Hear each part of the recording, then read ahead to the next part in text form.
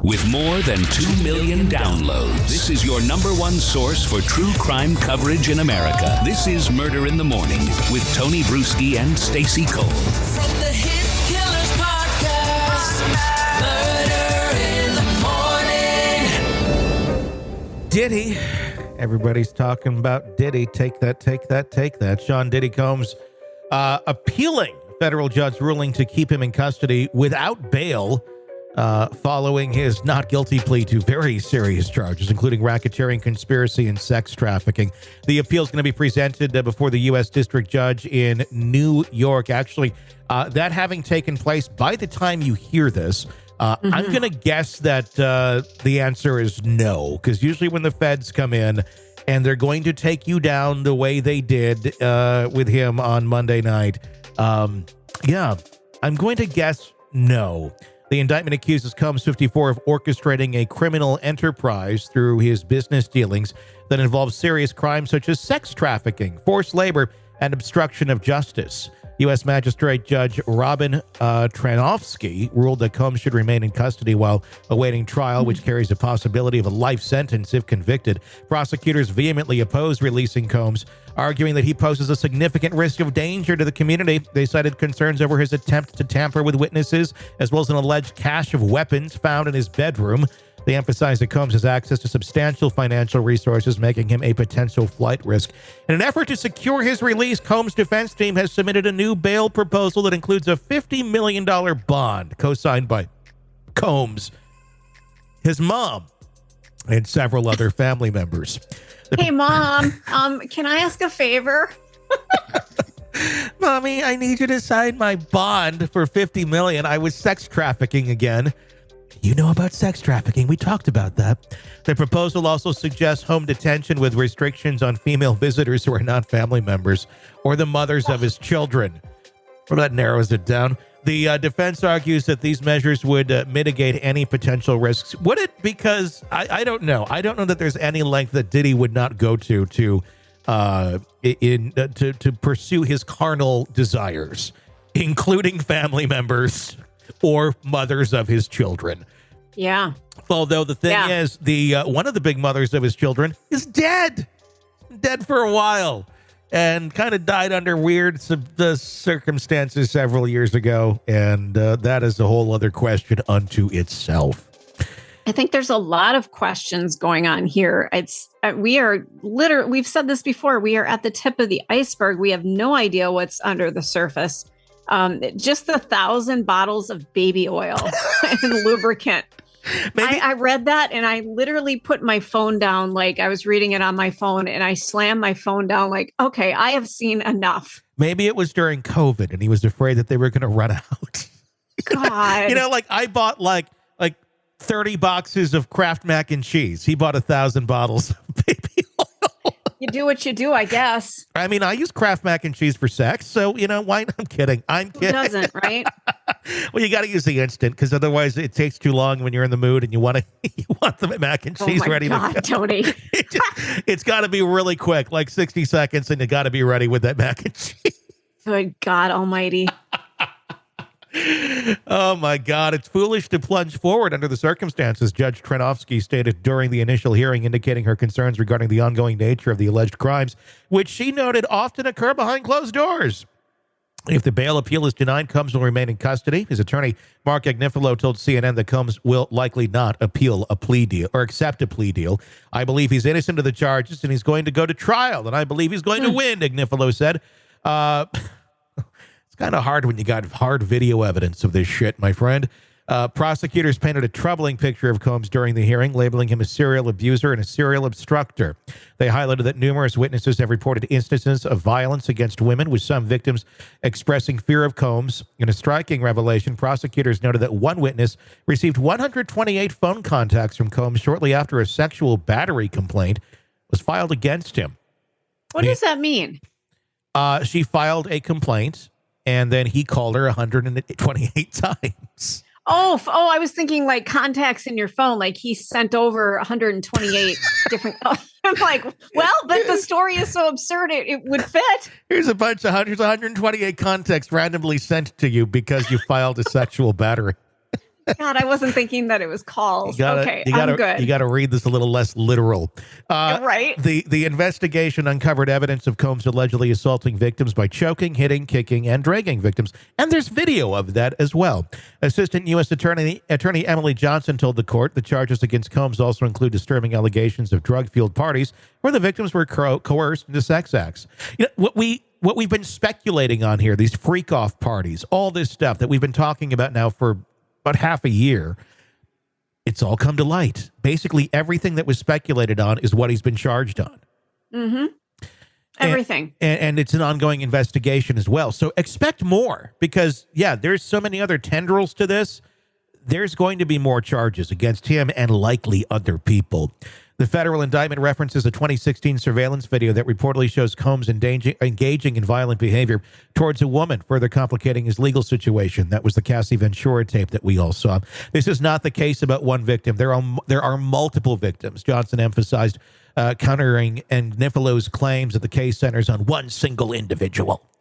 If you know anything about abusers or abusive people or narcissists or malignant narcissists or whatever the fuck he is, I'm going to go with almost probably sociopath or something of that nature. It's not in a vacuum. It's not like, oh, shit, I really lost my cool that day, and I just, oh, my God, I don't know what I was doing. No, they do this. This is their fucking MO. This is how they operate. They're not like, oh, God, the one time. It's not a one-off. This is how they operate, and it's behind closed doors. And when you have literally hundreds of people saying that they've seen him do this sort of shit before, he's done this sort of shit before. He absolutely has. I mean, one of the things that came out, I think it was in, I want to say Us Weekly, was 10 years ago. I think it was 10 years ago. J-Lo's mom.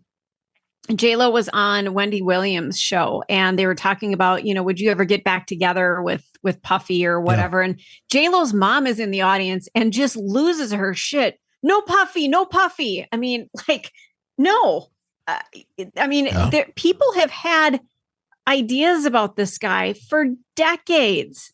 This is not new information. I'm going to guess J-Lo has a lot of stories that she doesn't want to share because she's probably ashamed of being in the relationship and being ashamed of what she may have put up with for a period of time because they were together for a little while and probably, just is, like, I don't want to relive that. I don't, I'm not here to, go after anybody. I just want to make that a different chapter of my life and live my life without his bullshit dragging her down. Yeah, that's understandable. 100%. That's why people don't press charges half the time because they don't want to go through the fucking hell of doing that. And then them being denied, then getting people mad at them and saying that you're not telling the truth. That's just the reality of it. And in the early 2000s, it was even stronger than it is today. There's a whole different world prior to Me Too. Absolutely. During the hearing, Nifilo argued that the allegations stem from consensual acts among adults, denying that the behaviors described can constitute criminal activity. He stated, nobody was too drunk, nobody was too high, attempting to frame the indictments in a more favorable light. He was trafficking sex workers and then forcing them to do shit they didn't want to do. Which we heard from many people, that he made people do things they didn't want to do sexually. And last I checked, sex work is not legal. It's not. And then you're trafficking people across state lines. That's where it turns into a federal charge. As the court awaits the appeal, which, like I said, is probably out by now. I'm going to guess it's no.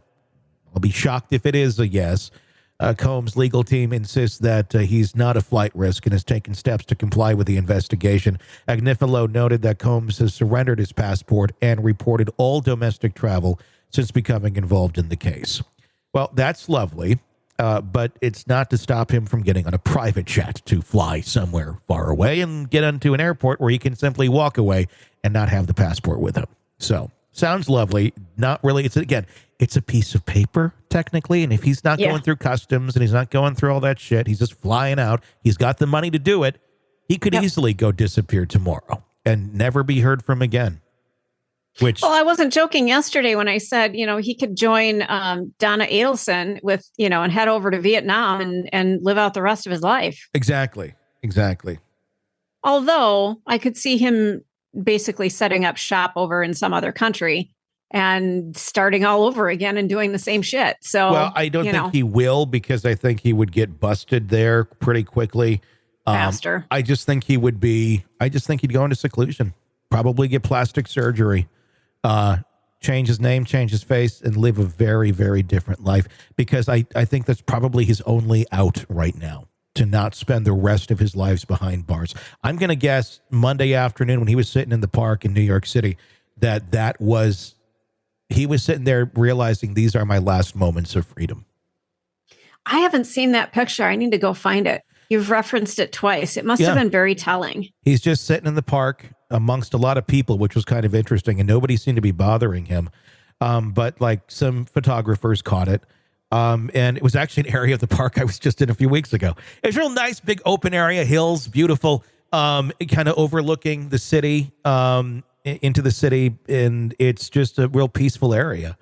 And yeah, and he was sitting there on a hill. His knees were up. He's kind of looking around at this world that he's lived in, and this world that he, if he didn't go down all these dark paths, conquered, did a lot of stuff that did a lot of good stuff too. But and that's the thing. There was a lot of, making him look like a philanthropist and this or that, to hide the dark. I mean, did he contribute to music in ways that influenced generations? He sure as hell did. Was there good things that he put his money toward in the time that he was free? Yeah, there certainly was. Were there people that were helped positively through him? Yes. Were there many people whose lives were ruined, destroyed, scarred, maybe even lost because of his quest to do whatever he wanted to because he's a malignant fucking narcissist? Oh, yeah. And the two don't cancel each other out. The darkness is what rises here on something like this. That's what you see with a lot of people like this. There's a big facade on the surface. No one would ever think you're doing something dark or wrong. And then all of a sudden you're like, oh, what the fuck's going on here? Yeah. Charlemagne the God said that something to the effect of, let me see if I can find it here. There will be others involved who will probably be going to jail. Yep. I don't doubt that. You had drugs, you had people being moved around. We mentioned this yesterday. This is not a one-man organization. This is a big monster of a situation that probably got really out of control, and we're going to see it just sweep a whole lot of people. There are a lot of nervous people that didn't sleep last night. Yeah. I mean, we're talking about racketeering, conspiracy, and sex trafficking right now. I think we're probably going to add murder to it soon too, because I think I really actually, I believe at this point now, and this is just my conjecture, that he's probably behind the murder of Tupac in some way, shape, or form.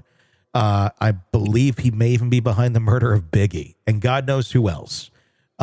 If he didn't want them to succeed without him, if he didn't want to have the competition, if he didn't want, I don't know, say a lover to go out and expose him or talk about all the shit that he's into, like maybe a dead ex-lover, mother of his kids.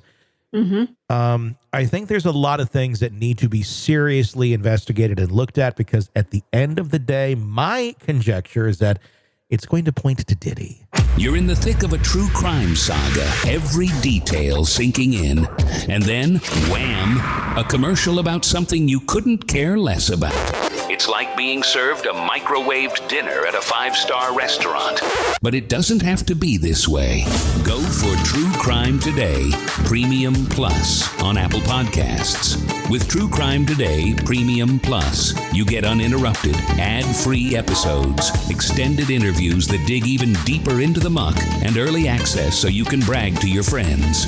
It's like ordering the secret menu at a crime buffet. So, search for True Crime Today Premium Plus on Apple Podcasts, subscribe, and savor every twisted detail without interruption.